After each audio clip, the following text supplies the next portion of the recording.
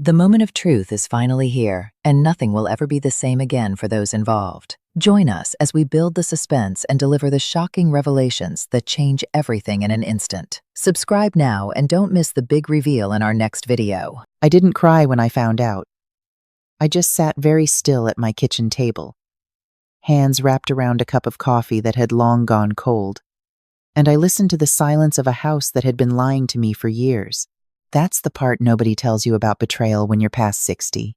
You don't fall apart the way you did at 30. You go quiet. Dangerously quiet. Let me start from the beginning. My name is Ruth. I am 63 years old. I live, or I used to live, in the way that matters in a brick colonial on Sycamore Bend Road, in a suburb outside Columbus, Ohio. I have a son named Marcus, who is 34, a daughter-in-law named Priya, and 2 grandchildren I would walk through fire for. I was married for 31 years to a man named Gerald. Gerald sold commercial real estate. Gerald coached Little League when Marcus was 10. Gerald cried at our son's wedding. Gerald was the kind of man who remembered to put gas in my car before a road trip and left the porch light on whenever I came home late from my book club. Or so I believed. The person who saved me was not my doctor, not my lawyer, not my best friend Carolyn, who I have known since 1987. The person who saved me was a 67-year-old retired postal worker named Miss Eunice, who lived in the pale yellow house directly across the street, and who, for the last 11 years, had waved at me every single morning from her front porch while drinking her tea. I had always thought of Miss Eunice as a neighbor. A kind one. The sort who brought over a covered dish when she heard your husband had a bad knee. The sort who kept an eye on your packages when you traveled. I never thought of her as anything more than that. I never imagined that one afternoon in October, she would be the only reason I did not make the worst mistake of my life. But I am getting ahead of myself. Marcus called me on a Tuesday to tell me he had gotten a contract job in Seattle. 3 months, maybe 4, good money. The kind of opportunity a father talks about for years, but a son actually has to go chase himself. I was proud. I was also heartsick, the way only a mother understands that specific ache of watching someone you love walk toward something good and knowing you will miss them every single day until they come back. Gerald drove with me to the airport. We stood at the drop-off curb, the 3 of us, and Marcus hugged me for a long time. He said, "I'll call you when I land, Mom." He always called when he landed. He has done that since his very first flight at age 19. I never had to ask. Gerald shook his hand. They did that thing men do, the handshake that pulls into a half hug. Gerald said, "Take care of yourself, son." That's... Marcus nodded and grabbed his bag and walked through the sliding glass doors and was gone. The drive home was quiet. Gerald said he was tired. He said he might take a nap when we got back. I said, that was fine. I was looking out the passenger window at the flat October fields, the soybeans already harvested, the sky, the color of old pewter, thinking about Marcus eating airport food somewhere in the terminal and probably not calling Priya often enough. Gerald pulled into the driveway. I got out.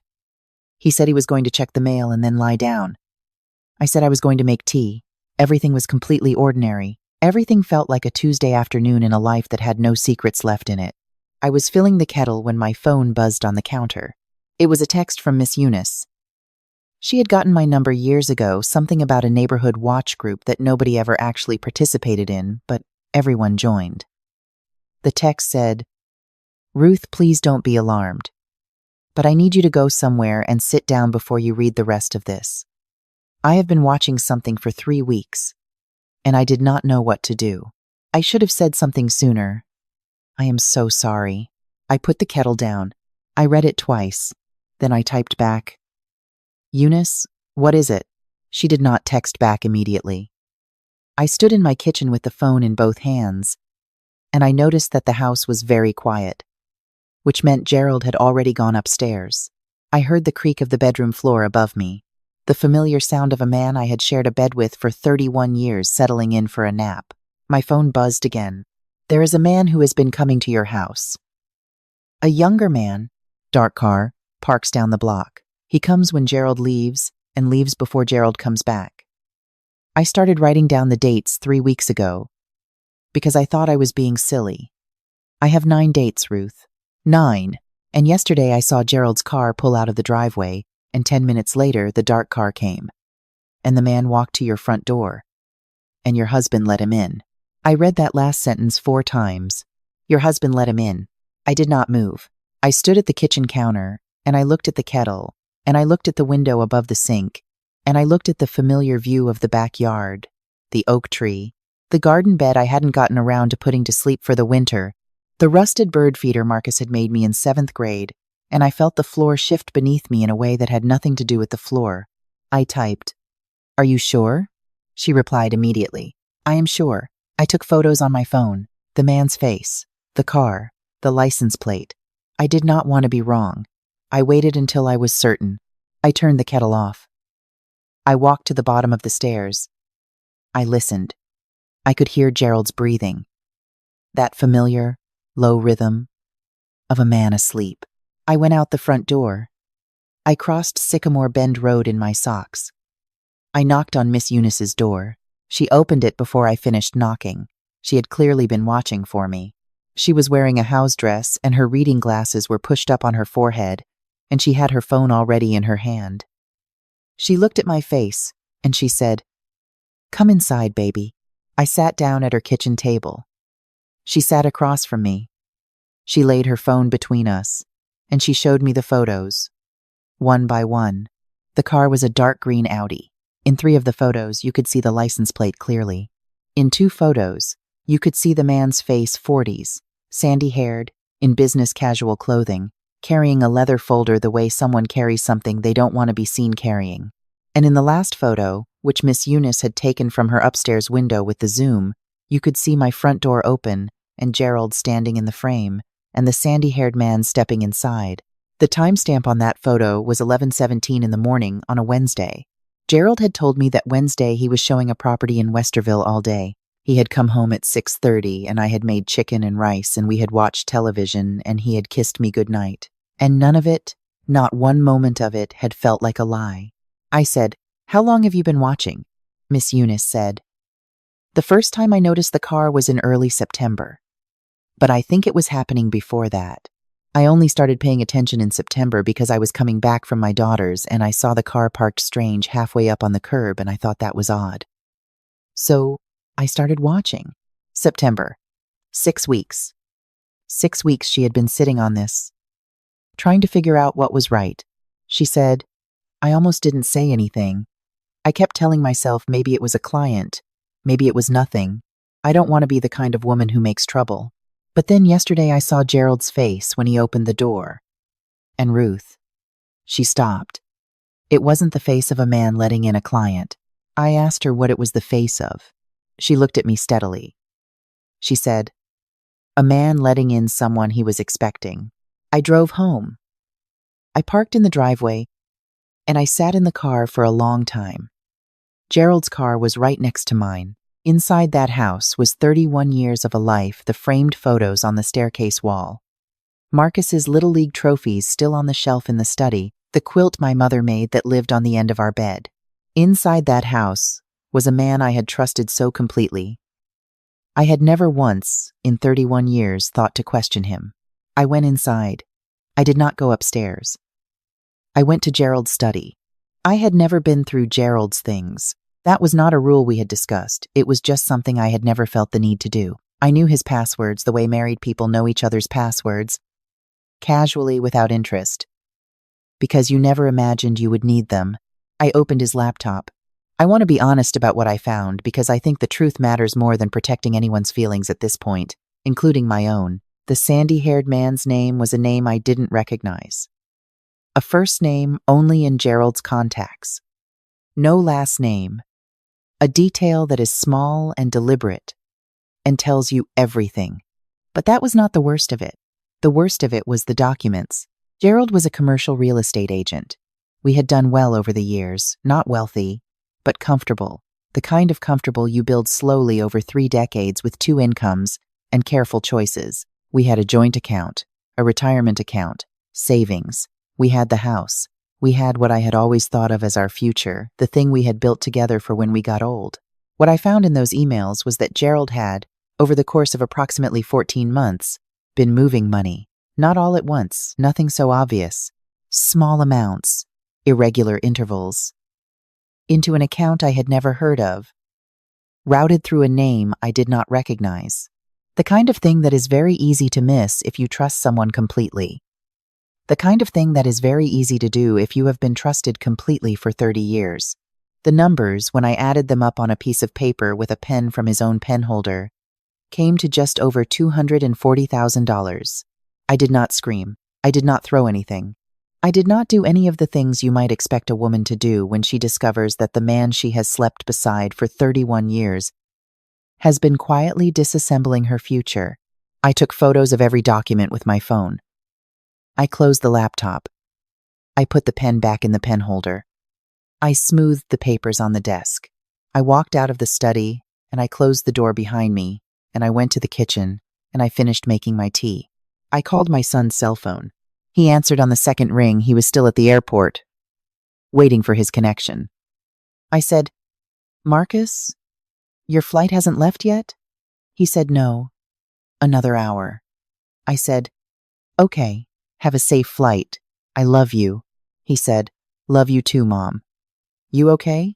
I said I was fine. I did not tell him. Not yet. Then I called a lawyer. Her name was Patricia Owens, and she had been the attorney for my book club friend Diane when Diane went through her own unraveling 4 years ago. I had sat in Diane's living room and listened to Diane describe Patricia as the kind of woman who did not waste a single word and did not lose a single case. And I had stored that name away the way women store away names just in case. Patricia answered. I told her what I had. She told me not to confront Gerald, not to move any money, not to change any passwords, and to come to her office at 9 o'clock the next morning with everything I had photographed. She said, "Are you safe?" I said yes. She said, "Good. Don't give him any reason to know you know. Can you do that?" I looked at the ceiling of my kitchen, the same ceiling I had looked at 10,000 mornings over coffee, and I said that I could. I made dinner that night. Gerald came downstairs at 6. He seemed rested. He asked what smelled good. I said pot roast.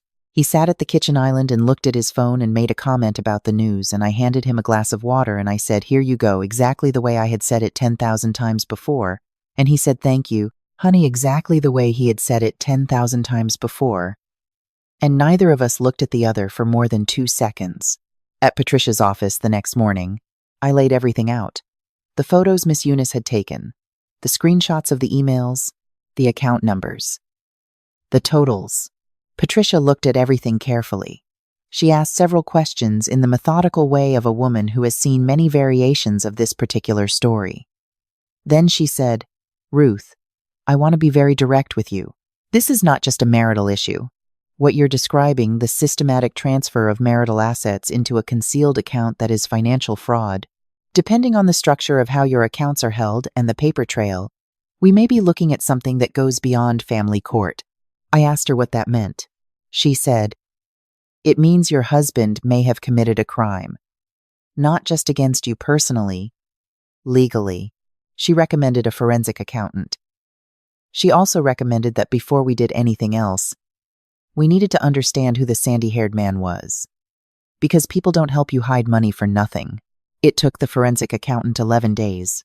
11 days during which I cooked dinner and watched television and said goodnight to Gerald every night and lay in the dark in our bed, listening to him breathe, and felt the distance between us, which had always been 12 inches of mattress, grow into something the width of a continent. The sandy-haired man was a broker. Not a real estate broker, a different kind. The kind that helps people establish accounts in structures that are difficult to trace. He and Gerald had, according to what the accountant eventually pieced together, been in a working relationship for over a year. Gerald had not found this man by accident. Gerald had looked for him. Gerald had planned this. The question I could not stop asking myself in those 11 days was, what was he planning to do with it? That question was answered on a Wednesday morning when Patricia called me and said she needed me to come in. She had found something else. In the course of the financial investigation, her contact at the county clerk's office had flagged something, a deed transfer inquiry on our house. Someone had requested information on the process for transferring property out of a joint name not completed, not filed, just inquired. The inquiry had been made 4 months ago. 4 months ago, Gerald had been looking into how to take my name off our house. I sat in Patricia's office and I looked at that document and I felt something change in me, not break, because I think the breaking had already happened quietly over those 11 days. This was something else. This was clarity.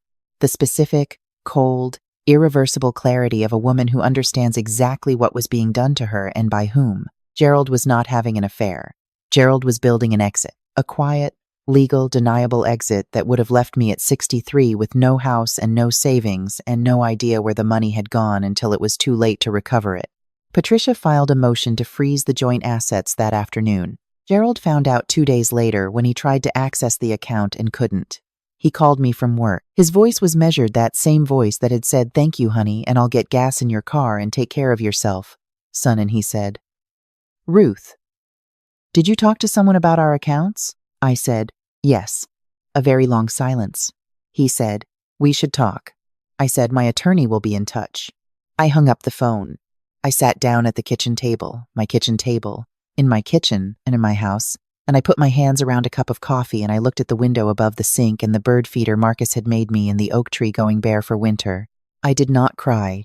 The legal process moved the way legal processes do, slowly, then suddenly. Gerald's attorney came back with an offer. Patricia told me what it was, and I told Patricia what I thought of it. We went back and forth. Gerald had hired a forensic accountant of his own, but the problem with trying to defend financial fraud is that the documents are the documents. The emails are the emails. The money moved when it moved, and the account existed, and the deed inquiry was made when it was made. Gerald's attorney tried to characterize everything as a marital planning exercise.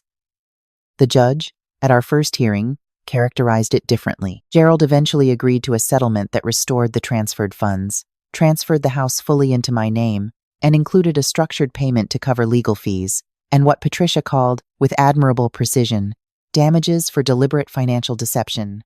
He moved out on a Thursday in January. I did not watch him load the truck. I was at Miss Eunice's kitchen table, drinking tea. She said, "How do you feel?" I thought about it seriously, the way you think about a question that deserves a real answer. I said, "I feel like someone turned all the lights on in a house that I thought I knew, and I can see everything clearly now, even the things I didn't want to see." Miss Eunice nodded. She refilled my cup. Outside her window, Sycamore Bend Road was empty and cold, and the bare oak tree in my front yard cast long shadows across the lawn. She said, "You know what I kept thinking those 3 weeks I was watching and trying to decide? I kept thinking, what if I'm wrong? What if I say something and I'm wrong and she hates me for it?" I said, "Why did you decide to say something?" She was quiet for a moment. Then she said, "Because I thought about if it was me. If I was in that house not knowing what was happening, I'd want someone to tell me, even if it hurt, especially if it hurt." I reached across the table and I held her hand for a moment. This woman who had waved at me every morning for 11 years from her front porch. This woman I had thought of as just a neighbor. I said, "You are the best person on this street, Eunice." She laughed, which was good, because it kept me from crying, which I was not going to do. Marcus called me that evening. He had heard from his father a version of events that I will not get into because Marcus is a grown man who gets to form his own understanding of his own parents. He said, "Mom, are you okay?" I said I was more than okay. He said, "I'm coming home when the contract's done." I said, "Good." I said I would make pot roast. He said, "I'm proud of you." He said it quietly and seriously, and it sat in my chest like something warm.